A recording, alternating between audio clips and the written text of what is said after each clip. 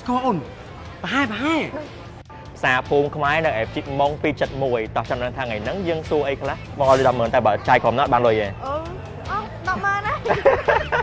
ខ្ញុំថាគាត់មក review ម្ហូបនៅភូមិខ្មែរនេះបើសិនជាអនឯងឈ្នះបងវាអនឯងជីពេញជីកម៉ុង271ហ្នឹងហ្មងវាឲ្យជីហ្មង Hello អូន Hello បងស្គាល់ឈ្មោះក្រៅគាត់គាត់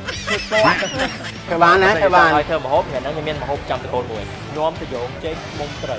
ញោមតយងចេកមុំត្រីហើយចូលចិត្តញ៉ាំ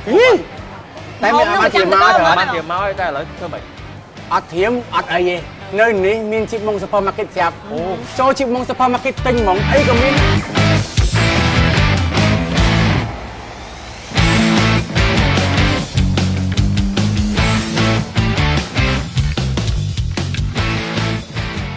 ចឹងណាអ្នកគ្នាឥឡូវនេះយើងដល់វគ្គចម្អិនម្ហូបហើយសម្រាប់ញោមតយងចេកមុំត្រីរបស់យើងគឺយើងនិយាយចោលពីរយហើយអ្វីសំខាន់គឺមានស្ដេចដីពលខៃនិងមុំគឺចោលបានហ្មងបាទឃើញតាមវ៉ាក់ស៊ីតាមអីមកចេះធ្វើម្ហូបចឹងអត់នឹកស្មានទេណា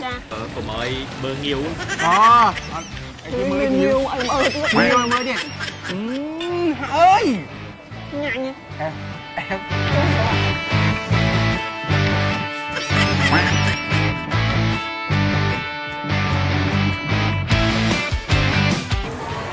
មុំបាទ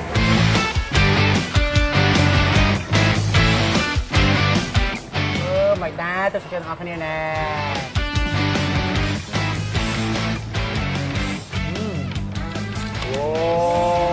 សบายឈៀលក្នុងកម្មវិធី Cook and Chill by Cambodia Premium ផ្សាយជូនទស្សនានៅថ្ងៃអាទិត្យទី26ខែមេសាចាប់ពីម៉ោង 8 យប់តទៅនៅលើកញ្ចក់ទូរទស្សន៍ CTN តែមួយកូនកម្មវិធីនេះនាំមកជូនផ្ដាច់មុខដោយតែប្រណិតកាន់តែស្និទ្ធស្នាល Cambodia Premium Beer